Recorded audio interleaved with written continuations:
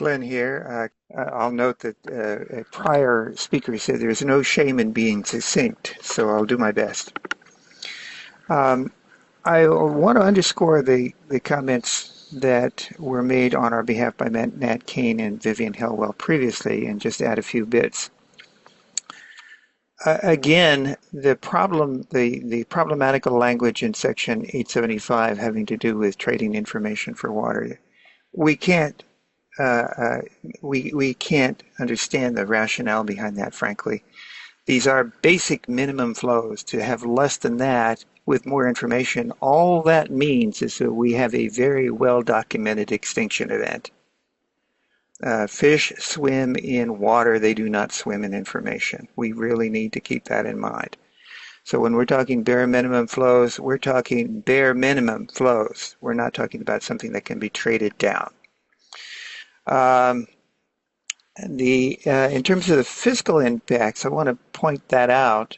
You say fiscal impacts. Well, fiscal impacts requires the costs and benefits, both positive and negatives. It doesn't say that you analyze only the costs to one sector of that equation.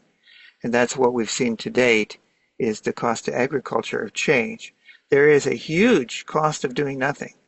There's a huge cost of doing nothing. And I footnoted, by the way, a report, our footnote 2 in our comments for this hearing, to a report that was produced by Institute for Fisheries Resources in 1998.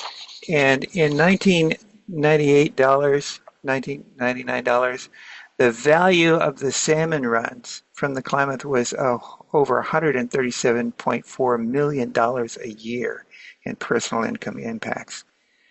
The largest portion of that was from the Scott and Shasta. That supported originally 6,870 jobs all up and down the coast and nationally, regionally. Those jobs are gone. Those runs are gone.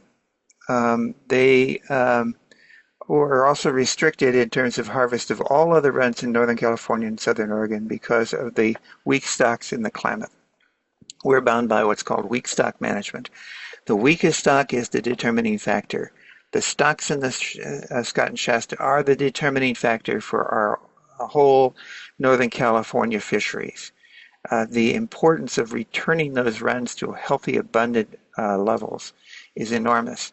And the costs of that are minimal compared to the economic benefits. We're talking about benefits of millions of dollars. We're talking about restoring the fundamental basis of thousands of jobs. So that is what the fiscal impacts needs to look. It needs to look at the cost of the baseline, the cost of doing nothing, which is enormous, and the benefits of change, which are also enormous in this case.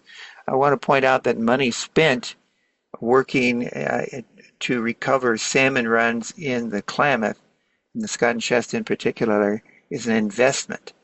It's not a flat cost.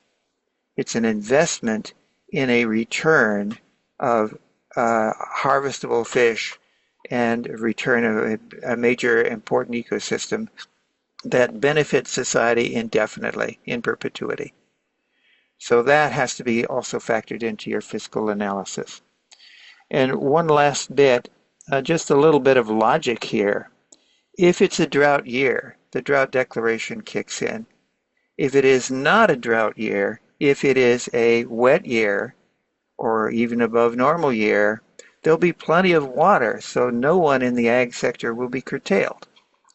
The fear of curtailment indefinitely in a wet year is ridiculous. From a logical viewpoint, that can't happen. So I understand the angst about it, but from a logical viewpoint, if we must go under the current declaration of drought emergency, it's a procedural tool. If it's a wet year, there won't be any curtailments. So that's all I have to add. And again, we strongly support moving forward on this one.